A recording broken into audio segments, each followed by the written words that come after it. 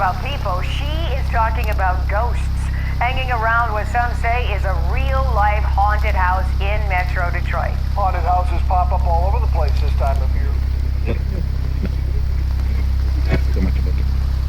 A new Wall Street Journal report profiles the many parents who think they can see ghosts, specters, and mysterious movements on their advanced baby monitors.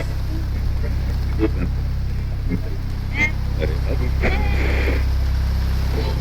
crib.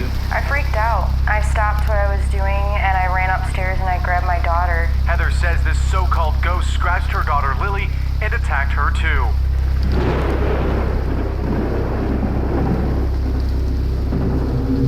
You are tuned in to the Ghost Signal.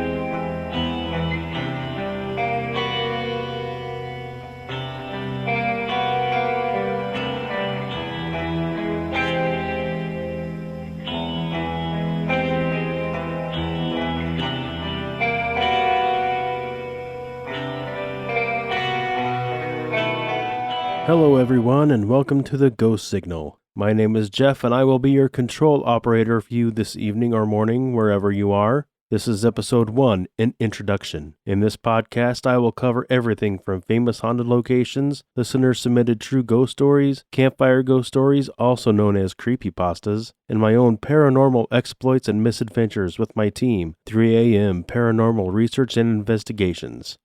I hope to bring new episodes to the airwaves once every 2 weeks or so, but if this podcast does well, and I hope it does, then maybe, if you're unlucky enough, I will try to shoot for weekly releases. If you have a spooky story or a creepy caper, or you have written a short story with a paranormal twist, visit theghostsignalpodcast.com and click the link to email me.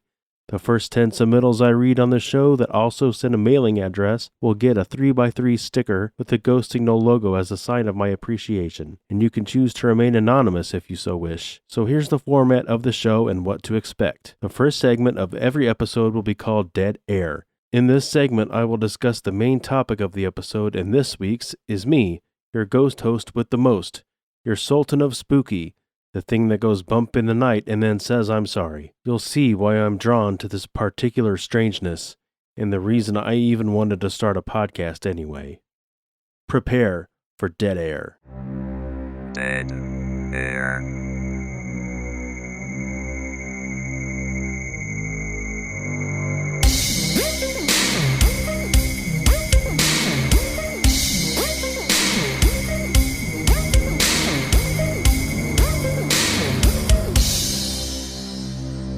Let's just go ahead and jump right in. I was born in Atchison, Kansas, a relatively small town of about 12,000 people in the northeast corner of the state, about an hour north of Kansas City. If you, dear listener, have been following the multitude of paranormal reality shows and spooky documentaries, you may recognize the name. Atchison is the home of the Dilger House, the McIntyre Villa, and the Sally House. As a young boy, I took the existence of ghosts and haunted houses as fact. My friends and I would never go close to the overgrown house on the corner because a witch lived there, and she hated kids. Her house was completely covered in moss and ivy with a huge willow tree dominating the front yard. If you stared at her house for too long, trying to catch a glimpse of the witch, she would come outside, cast a spell on you that would cause your pest to die. There was a house a few blocks over from us that we called the Gargoyle House because, as the name suggests, there were 2 gargoyles perched on top, and everyone knew that vampires lived there. Every kid in school knew that. For the first part of my childhood, up until I was 9 years old, I lived in a town populated with ghosts, witches, vampires, and all sorts of unsavory characters. The only catch is, the ghosts were real. I knew this for a fact because when I was a wee lad of 4, I saw one standing in my living room. It glowed a bluish-white light, presented itself in a flowy white dress, almost like a wedding dress, and long white hair surrounding the face of a rotting corpse. I've never been more terrified of anything in my life, and the memory of that night has been burned into my brain.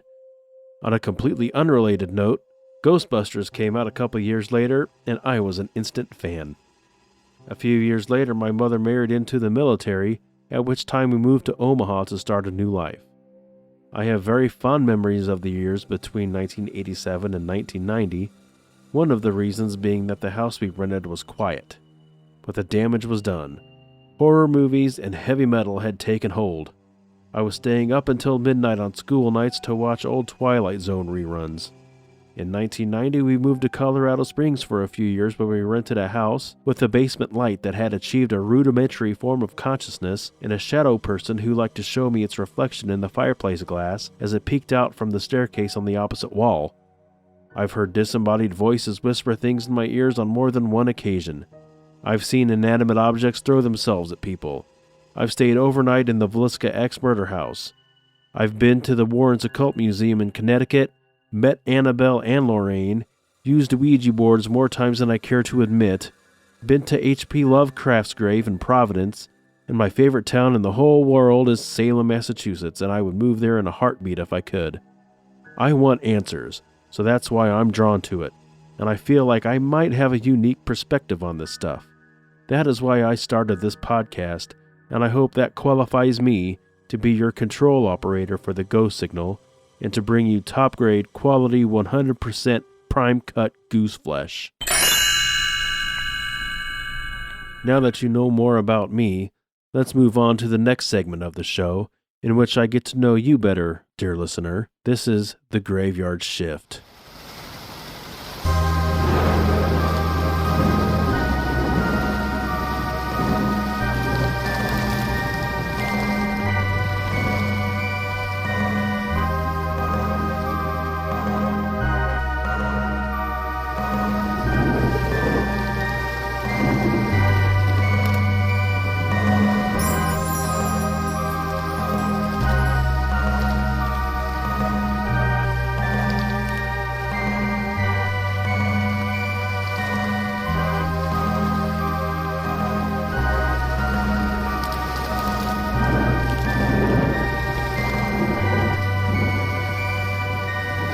This is where you shine, dear listener. If you've been holding on to a story for years, but don't want to share for fear of being called crazy, this is the perfect forum for you because you can submit them anonymously if you so wish. Just keep in mind, the spookier the story, the better. Now, if you'll excuse me for a moment, I have to check on something. You see, someone has turned a light on in my attic, and I live alone. So gather your courage and follow me.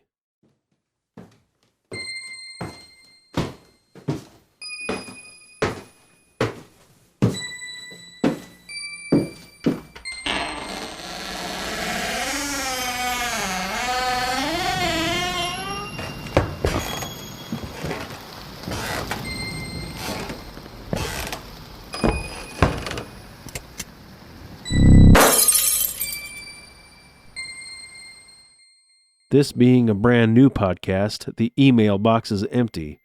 Once I have a few options to choose from, this segment has the potential to be the craziest segment here. If you have a short, spooky creepypasta about 3 to 4 paragraphs in length, you can send it to me at theghostsignalpodcast.com and follow the link.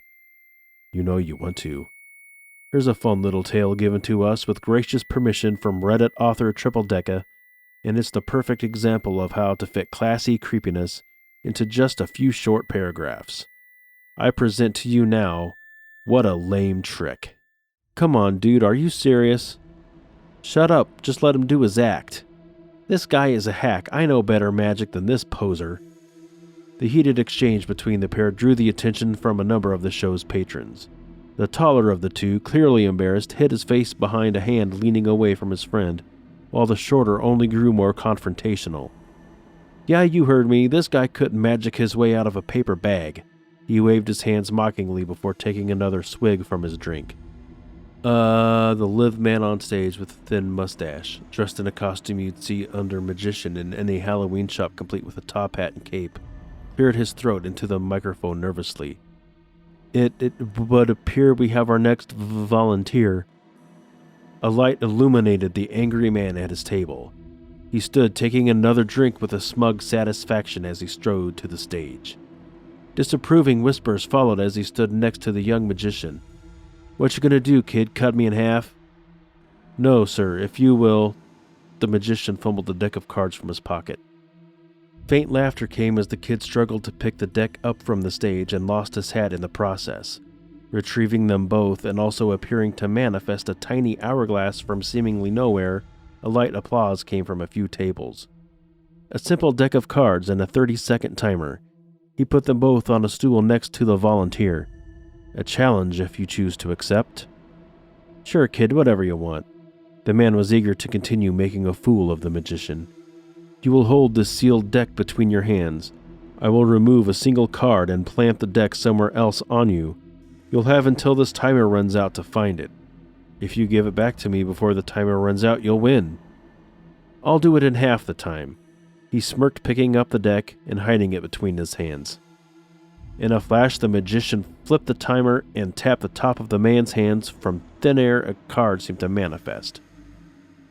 Shock briefly washed over the man's face when opening his hands revealed nothing but his palms. The crowd applauded with whispers of approval, but were cut short by a cough. The volunteer coughed again, producing a spray of blood. The silence was cut by a woman's scream. "Help him!" The man clawed at his chest desperately as onlookers rushed the stage. "A heart attack? Check his breathing." In the commotion, the magician vanished from the stage, only leaving a card on the stool. The man was dead before the timer ran out. The cause of death wasn't clear until the autopsy. The pathologist was appalled to find a sealed deck of cards inside the man's heart. As another reader stated, some might say he holds his cards a little too close to his chest, but I have to wonder what the magician's card was. Maybe the Ace of Hearts? Oh, would you look at the time? It's already 3 a.m., the witching hour.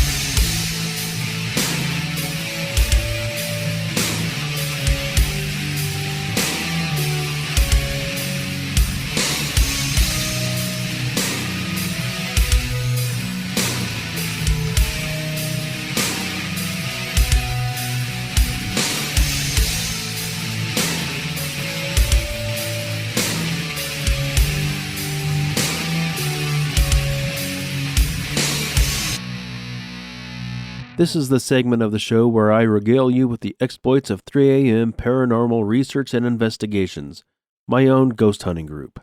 This segment will not be included in every episode of the podcast, only when there's something interesting or important to share. A quick description of 3 a.m. PRI.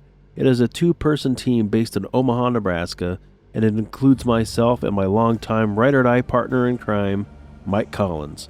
It's something we've discussed doing for quite some time, and this year we decided to finally pull the trigger and get it going. Our first investigation was quite recent and also quite short. A friend of ours reported an uncomfortable feeling of being watched when she has to go into her basement to do the laundry. It is an unfinished basement with a concrete floor. Only the washer and dryer are down there, along with a little bit of storage. Even after a thorough saging, the feeling persisted. The event that prompted our assistance is when a porcelain pull chain light fixture shattered while the basement was unoccupied and the lights turned off. Thermal cam provided no evidence, neither did the SLS camera. Audio evidence was awash as well, with the AC trying to keep up with the summer heat. The K2 meter had a baseline reading between 3 and 4 throughout the basement, leading us to believe that there may be a fear cage phenomenon occurring. A fear cage is a term used to describe an area with abnormally high electromagnetic field intensity, which can cause feelings of anxiety, paranoia, and even hallucinations and nausea. I was ready to conclude that the feelings my friend was experiencing in her basement were the result of this fear cage effect. But what about the light fixture? I decided to set up a simple experiment. On a back wall where the light fixture was located, I pointed a laser grid along with a static night vision camera. Between these and the wall, I set out a 360-degree motion sensor, a REM pod, and an EMF pump. I then hit record on the camera, turned the lights off, and headed upstairs. The evidence I captured was minimal but intriguing. It is important to note that the door leading to the basement is not a solid door. It's a louvered door, so there was some light contamination to go with our audio contamination. But even with that, upon reviewing the footage, I could hear footsteps that sounded like they were coming from right next to the camera. At one point, it even sounded like something had been thrown across the room. But like I said, it's all contaminated and it proves nothing. At about 7 minutes in, however, I noticed a small but distinct point of light moving from left to right across a small portion of the screen. And I can't debunk it. It was almost as if one of the little laser points decided to take a little walk. So my official conclusion is that high EMFs occurring in the basement are probably feeding a spirit that would otherwise be dormant. If they can isolate the cause and eliminate the fear cage, there should be no further issue. Buffets closed, Casper, GTFO. And that, dear listener, wraps up episode 1. A true smorgasbord of spooky. If you've made it this far, I cannot possibly thank you enough, and I only hope you've enjoyed listening half as much as I've enjoyed making it. Stay tuned for episode 2, where we go to Union, Missouri to hear the Screaming House for ourselves. Thank you for letting me be your control operator, and thank you to JM for the custom sound beds. Until next time, dear listener, ending transmission. This has been a Grey Rooms production. Copyright 2021 and 2022.